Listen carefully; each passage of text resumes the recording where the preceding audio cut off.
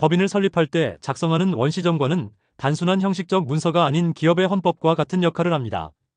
많은 법인 설립자들이 원시정권의 중요성을 간과하고 설립 당시 작성한 정권을 그대로 유지하거나 필요한 부분만 개정하는 경우가 많습니다. 하지만 이는 예상치 못한 세금 부담으로 이어질 수 있습니다. 정권은 기업 운영의 근간이 되는 문서로 세법과 상법 등 관련 법령의 변화에 맞춰 지속적으로 정비하고 관리해야 합니다. 이번 영상에서는 정권의 중요성과 올바른 관리 방법에 대해 알아보겠습니다.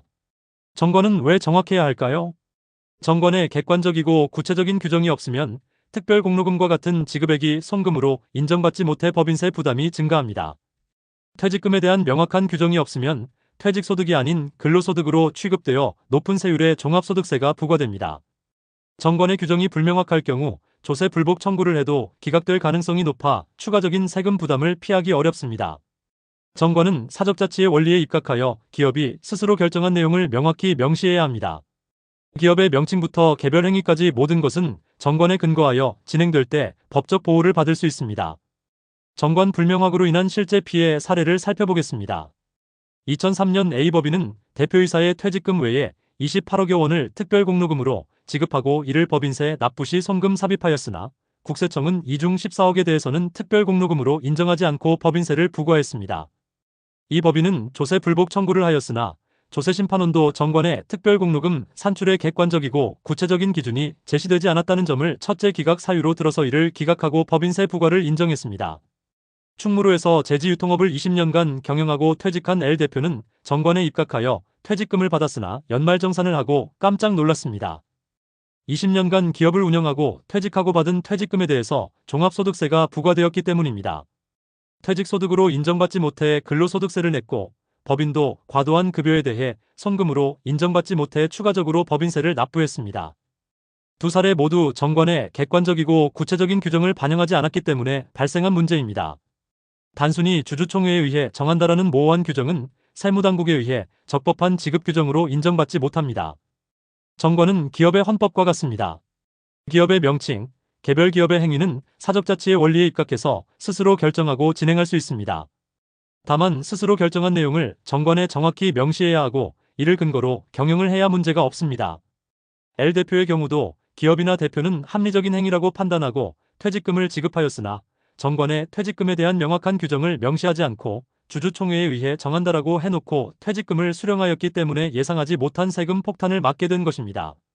A법인 역시 특별공로금 지급 규정에 임직원 중 공로가 인정될 때는 퇴직금 총액의 50% 상당액을 가산 지급하고 10년 이상 근속 임원에 대해서는 초과 지급이 가능하다고 명시하였으나 세무당국은 산출에 객관적이고 구체적인 기준을 요구하는데 10년 이상 근속 시 초과 지급이 가능하다라는 항목은 적법한 지급 규정으로 볼 수 없다고 판단하였습니다.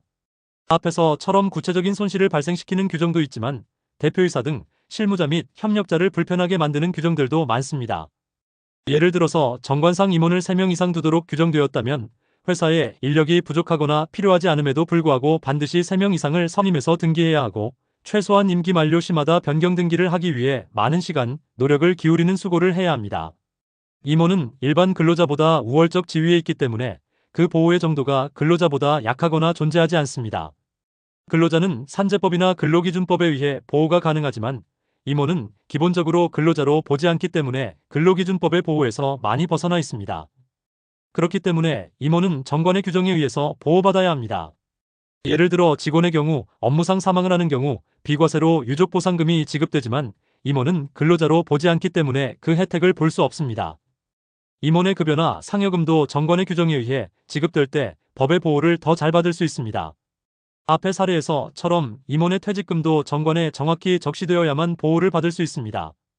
정권상 임원의 보호는 사적자치를 원칙으로 하기 때문에 법인의 상황과 계획에 따라 기업 임의로 작성할 수 있지만 법의 보호를 받기 위해서는 사회적 통념을 벗어나지 않도록 하는 법적 규정에도 적합하도록 규정해야 되는 것이 사실입니다. 예를 들면 임원의 급여나 상여를 임원이 임의로 결정하는 경우 근로자보다 우월적 지위에 있기 때문에 그 한도를 명확히 규정하게 하고 있지만 이 또한 자율적으로 높게 책정하면 사회적 통념에 위배되기 때문에 통념을 각종 법규로 규정하고 있습니다. 퇴직금의 경우 단순히 별도의 규정에 의한다거나 주주총회에 의해 결정한다라고 하는 경우 세법은 이를 적법한 규정으로 보지 않습니다. 법인세법 44조 사항에 따라 임원의 퇴직급여를 계산할 수 있는 기준을 정확히 명시한 임원퇴직금 지급 규정을 제정해야 한다는 원칙에 의거해서 정관 혹은 정관에 부속된 규정에 지급 규정과 명확한 계산 방식을 기재하여야 합니다. 이렇게 중요한 정관을 많은 기업에서는 형식으로만 인식하고 현업에만 집중하느라 설립 시에 원시정관을 유지하거나 그때그때 필요한 부분만 개정해서 운영하고 있는 것은 매우 큰 위험을 내포하고 있는 것입니다. 정관은 기업의 헌법과 같은 효력을 갖습니다. 정관의 규정은 기업 경영에 대해 주주의 뜻이 반영되는 것으로 그 효력을 가지지만 세법, 상법 등 관련 법령의 기준을 지키지 않는 경우에는 그 효력이 제한됩니다. 따라서 정관은 주주가 운영하고자 하는 기업의 가치, 목적, 지향하는 미래 모습 등 오너의 생각이 적절히 반영되어야 하고 이와 아울러서 각종 법령에 부합하도록 규정되어야 그 효력을 제대로 발휘할 수 있습니다. 그렇기 때문에 정관은 법령의 변화에 따라 정비해야 하고 기업의 경영 환경의 변화에 따라서도 정비되고 관리돼야 합니다. 또한 필수 기재사항과 주주 권리와 직결된 사항 등은 등기하여야 하는데 정관과 등기부등본상의 내용도 일치되도록 관리해야 합니다. 효과적인 정관 정비를 위해서는 현행 정관 분석 현재 정관의 문제점과 개선이 필요한 부분을 파악해야 합니다. 특히 세금 부담과 관련된 항목인 임원 보수, 퇴직금 등을 중점적으로 검토해야 합니다. 최근 개정된 상법, 소득세법, 법인세법 등 관련 법령의 변화를 확인해야 하고 상법 개정, 소득세법 개정 등 최신 법령을 반영해서 개정해야 합니다. 특히 임원 퇴직금, 특별상여금, 주식소각, 자기주식 취득, 중간배당 등에 대해 객관적이고 구체적인 기준을 마련해야 합니다. 단순히 주주총회에서 정한다와 같은 모호한 표현은 피해야 합니다. 정관 개정 후 필수 기재사항과 주주권리와 직결된 사항은 반드시 등기하여 정관과 등기부등본상의 내용이 일치하도록 관리해야 합니다. 정관은 법령의 변화와 기업의 경영 환경 변화에 따라 지속적으로 정비되고 관리되어야 합니다.